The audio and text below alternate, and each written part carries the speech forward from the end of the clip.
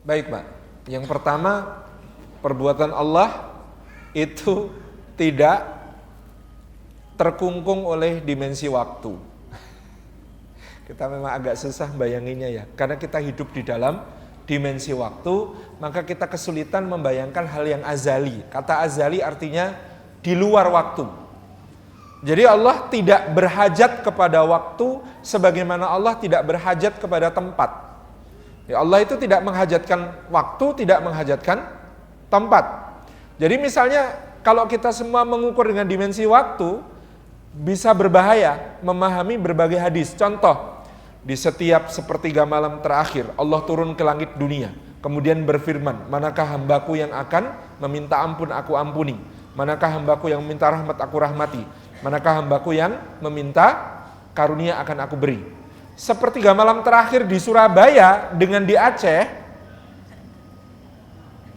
jadi sepertiga malam itu kan muter terus. Kalau Anda meletakkan Allah dalam dimensi waktu, kita kemudian akan berkata, naudzubillahi min dzalik, berarti Allah turun terus muter nggak entek-entek gitu. Iya kan? Maka tidak boleh gitu ya kita mensifati perbuatan Allah dengan membingkainya dalam bingkai waktu. No. Termasuk mengisrakan dan memi'rajkan Rasulullah SAW itu apalagi mi'rajnya ya, terutama mi'rajnya. Kalau Isra'nya karena masih perjalanannya pakai burak, kita masih tadi dapat gambaran waktu, kecepatannya sejauh mata memandangnya. Nah, maka itu mending, itu masih bisa dalam bingkai waktu, masih bisa kalau Isra'nya. Tapi mi'rajnya sudah nggak boleh. Kenapa? Karena itu langsung perbuatan Allah Subhanahu wa taala yang azali. Jadi termasuk memperlihatkan surga, memperlihatkan neraka itu di luar waktu. Karena Allah tidak terkungkung oleh waktu. Para syuhada itu bal ahya'un 'inda rabbihim yurzakun. Mereka hidup di sisi Allah mendapatkan rizki. Jadi kan kadang kita sering membayangkan, berarti kasihan ya orang yang mati zaman Nabi Nuh. Kenapa? Nunggu kiamatnya lebih lama dari kita. Ini kan kita sudah mengukur sesuatu yang sebenarnya di luar waktu dengan fungsi waktu. Enggak.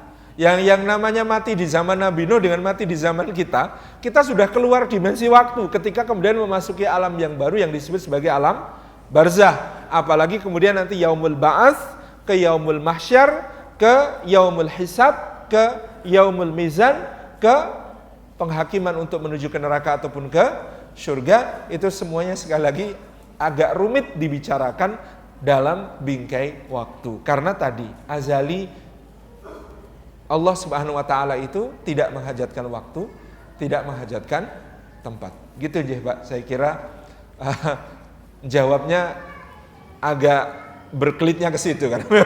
Memang ini rumit saudara-saudara gitu ya.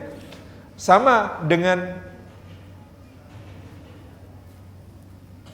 yang disebut sebagai Lailatul Qadar.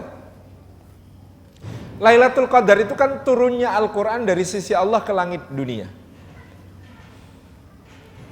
Lalu setelah itu, setelah ini kalimat bermasalah juga, karena setelah itu pakai waktu.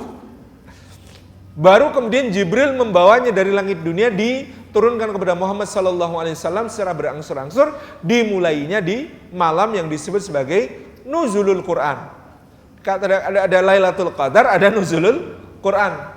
Itu sama-sama turunnya Quran. Bedanya, kalau Lailatul Qadar dari sisi Allah ke langit dunia, kalau Nuzulul Quran dari langit dunia oleh Jibril dibawa kepada Muhammad SAW. Gitu ya. Persoalannya, dari sisi Allah ke langit dunia itu sudah pernah atau belum? Kok tiap tahun berulang-ulang? Mumet mana? Jadi sudah, tidak usah diukur dengan fungsi waktu. Bahwa Allah mengaruniakan Lailatul Qadar kok setiap tahun itu kesempatan bagi kita meraih keutamaan kan gitu. Itu hikmahnya gitu ya. Jadi memang ini membicarakan perkara yang pelik karena dia azali, sesuatu yang di luar waktu.